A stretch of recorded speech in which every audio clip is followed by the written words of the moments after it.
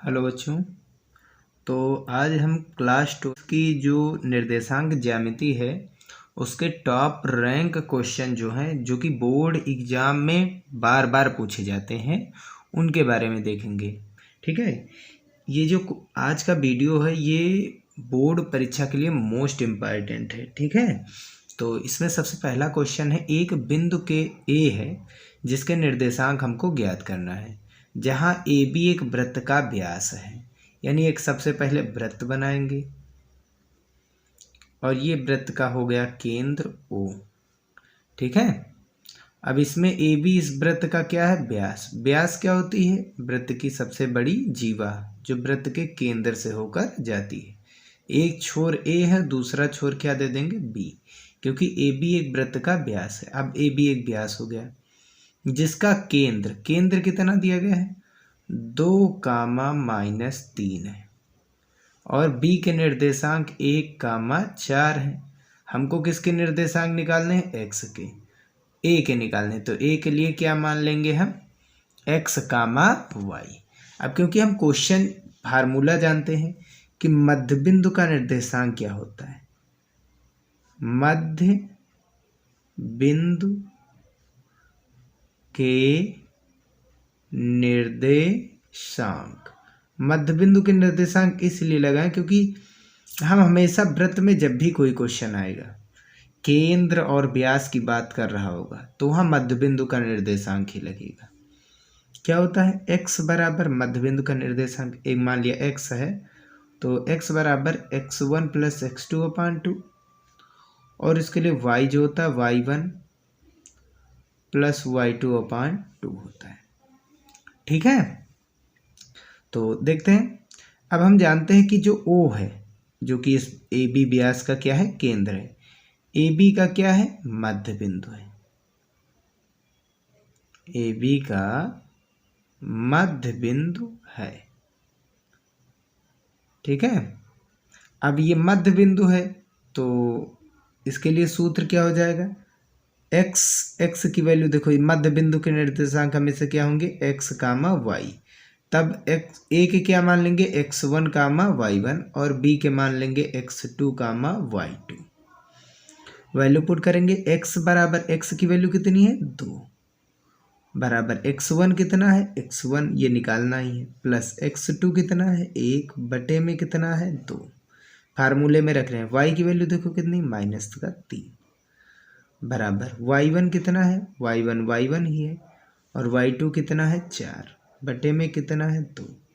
इसका गुणा इधर, इसका गुणा इधर, 2 दूनी 4 बराबर x + 1 इधर आएगा माइनस में हो जाएगा तो 4 में से 1 जाएगा, कितना बचेगा, 3 और ये x1 है ना। ऐसे इधर देखते हैं, 2 तिहाई 6 माइनस का और बराबर में कितना बचा, y1 + 4, 4 इधर प्लस इधर आएगा तो माइनस में, तो -4 -6 कितना हो जाएगा, -10। यानी एक निर्देशांक हमने क्या माना था, x1, y1। तो x1 की वैल्यू कितनी आई है, 3, y1 की वैल्यू -10, अतः a का निर्देशांक 3, -10 होगा। ठीक है, तो नेक्स्ट क्वेश्चन देखते हैं, मोस्ट इम्पॉर्टेंट क्वेश्चन है। ठीक है, तो उस त्रिभुज का क्षेत्रफल ज्ञात कीजिए जिसके शीर्ष 0, यानी मूल बिंदु होता है, 2, 0 व 0, 3 है। ठीक है, ये क्या हो जाएगा हमारा, x1, y1 पहला बिंदु है, ये दूसरा बिंदु है तो x2, y2 मान लेंगे और ये तीसरा बिंदु है तो x3, y3 मान लेंगे। ठीक है ना, तो अब हम क्या करेंगे, इसका क्षेत्रफल निकालेंगे। त्रिभुज का क्षेत्रफल हमने समरेख जैसा फार्मूला बताया था, 1/2 bracket x1 bracket y2 - y3 plus x2 bracket y3 - y1 plus x3 bracket में y1 - y2। 1 2 3 2 3 1 3 1 2। ठीक, 123 231 312।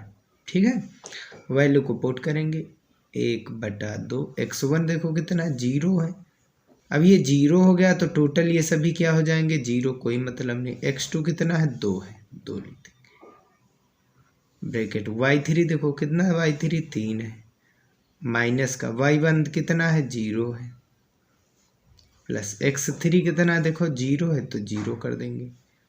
हल करेंगे तो कितना आ जाएगा 2 तिहाई 6, 3 में से 0 घटाएंगे 3, 2 से गुणा करेंगे 2 तिहाई 6, आगे कितना है 1/2 और 2 तिहाई कितना हो गया 6, तो इसका मान क्या आ गया 3 वर्ग मात्रक या वर्ग इकाई, ये इसका आंसर है। ठीक है, तो आइए हम नेक्स्ट क्वेश्चन की ओर चलते हैं। यदि बिंदु a, 0, 0, b व x, y समरेख है, ये हमको दे दिया गया कि ये क्या है समरेख है, तो हमको सिद्ध करना है x/a प्लस y/b इज 1। ये x1 y1 है, दूसरा बिंदु है तो x2, y2, और तीसरा बिंदु है तो x3, y3। ठीक है, अब क्योंकि समरेख के लिए हमने प्रतिबंध भी बताया था, समरेख हेतु, तो समरेख के लिए प्रतिबंध क्या था कि जो त्रिभुज का क्षेत्रफल वो 0 होता है, तो x1 bracket y2 minus y3, x2 bracket y2 y3, ये y3 minus y1 plus x3 bracket y1 minus y2, इसका मान क्या हो जाता है 0 हो जाता है ना, क्योंकि त्रिभुज का क्षेत्रफल, ये त्रिभुज का क्षेत्रफल का सूत्र है, ये 0 हो जाता है, और 2 से इधर गुणा होकर के ये भी क्या हो जाता है 0। ठीक है, तो वैल्यू पुट करते हैं। x1 की वैल्यू कितनी है a है, a लिख देंगे, y2 कितना है b है, b लिख देंगे, माइनस y3 कितना है y है, x2 कितना है 0 है, x2 देखो 0 है, टोटल ये पूरा क्या हो जाएगा 0, प्लस x3 कितना है x, y1 कितना है y1 है 0, माइनस y2 कितना है y2 दिया गया है b, और बराबर में 0। a का b से गुणा कराएंगे तो ab, माइनस a का y से गुणा करा रहे हैं तो ay, ये तो 0 है, काम खत्म। अब x का माइनस b से गुणा कराएंगे तो माइनस का bx बराबर 0। करेंगे क्या हम लोग, यहाँ पर ये जो दिया गया माइनस वाला इधर लाएंगे तो प्लस में आ जाएगा, तो इधर ए बी बचा, ए वाई भी इधर आएगा प्लस में हो जाएगा, और बी एक्स भी इधर आएगा प्लस में हो जाएगा। अब ए बी से क्या करा देंगे दोनों पक्षों में भाग, क्योंकि हमको बराबर के इस पार क्या लाना है 1 लाना है, तो बराबर के स्क्वायर 1 जो आए कब आएगा जब इससे भाग कराएंगे, तो ए बी को ए बी से भाग कराएंगे कितना आएगा 1, ऊपर ए वाई भाग कराना है ए बी से, ऊपर बी एक्स भाग कराना है ए बी से, बी से बी कैंसिल, ए से ए कैंसिल, ऊपर क्या बचा एक्स, नीचे बचा ए, प्लस ऊपर बचा वाई, नीचे बचा बी, और बराबर में कितना आया 1। ठीक है, और यही क्या हो जाएगा आंसर या प्रूव्ड। ठीक है, यहाँ प्रूफ कर देंगे, यानी उपपत्ति प्रमाण या प्रूफ। ठीक है, तो मोस्ट इम्पॉर्टेंट क्वेश्चन है, क्वेश्चन को देखते रहिए कैसे सॉल्व कर रहे हैं, आएगा जरूर बोर्ड एग्जाम में। ठीक है, तो चलिए हम नेक्स्ट क्वेश्चन पर आते हैं। इसमें दिया गया है बिंदुओं 5, -6, -1, -4 को मिलाने वाली रेखाखंड को, ठीक है, इन दो बिंदुओं को एक रेखा मिला रही है, उस रेखा को कोई एक y अक्ष जो है किस अनुपात में विभाजित करता है, तो ऐसे है, ये किस चतुर्थांश में है, चतुर्थ चतुर्थांश में है यहाँ कहीं। ठीक है, और ये तृतीय चतुर्थांश में, तो इन दोनों को जो रेखा मिला रही है, ठीक है, इन दो बिंदुओं को जो रेखाखंड मिला रही है, उस रेखाखंड को जो ये y अक्ष है किस अनुपात में विभाजित करता है, तो ये अनुपात मान लिया 1 अनुपात 1 मान लिया k है, और दूसरा क्या मान लेंगे 1, हमेशा k अनुपात 1 ही, क्योंकि ये बिंदु किस अक्ष पर है y अक्ष पर है, और y अक्ष पर केवल किसकी वैल्यू मिलेगी हमको, कि भाई y अक्ष है तो y की ही तो वैल्यू मिलेगी, तो y अक्ष पर जो बिंदु होगा उसका निर्देशांक सदैव 0, y की वैल्यू प्लस माइनस कुछ भी लिख दो, कोई दिक्कत नहीं, प्लस ही लेकर के चलेंगे। 0, y अक्ष पर होगा तो 0, x की वैल्यू नहीं रहेगी, x का मान 0 होता है, x, y तो लिखा जाता है बिंदु हमेशा।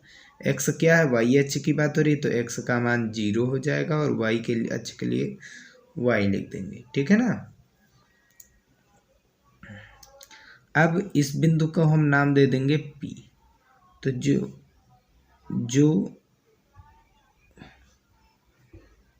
y अक्ष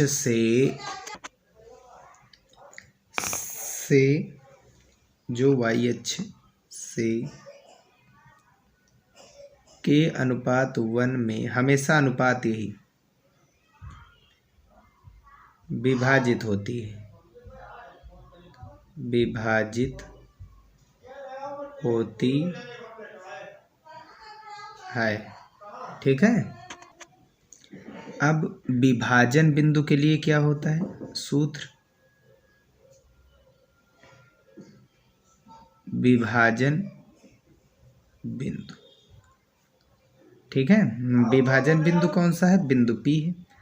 निर्देशांक यदि x, y होंगे तब उसके लिए, तो विभाजन सूत्र क्या होता है, x बराबर m1 x2 plus m2 x1 बटे m1 प्लस m2, ठीक है।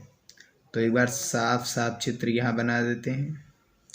एक बिंदु यहाँ पर है, मान लेंगे वो बिंदु क्या है B, और एक बिंदु यहाँ पर है वो क्या है A। ये A बिंदु है और ये क्या मान लेंगे B, ऐसे मान सकते हैं, ठीक है। अब यहाँ पर देखो जो y अक्ष इस रेखा को विभाजित करती है, इधर का अनुपात मान लेंगे m1 है और इधर का क्या है m2, और ये बिंदु क्या मान लेंगे P, इसके निर्देशांक क्या होंगे x, y, क्योंकि P y अक्ष पर है तो इसका मान क्या होगा P, x का मान क्या होगा y अक्ष पर 0, y का मान y ही रहेगा, ठीक है। यानी y अक्ष की बात हो रही है तो P के लिए x का मान क्या हो जाएगा, 0 हो जाएगा। अब इसी सूत्र में हम वैल्यू रखेंगे, एक y के लिए भी होता है लेकिन जिसकी वैल्यू 0 है हम वही लेकर के चलेंगे। हमको पता है कि इसमें इस बिंदु P में P x की वैल्यू क्या है, 0 है, तो यही लेकर के चलेंगे, y के लिए बड़ा हो जाएगा, ठीक है। इसी में वैल्यू रखेंगे। x का मान कितना दिया गया, 0 है।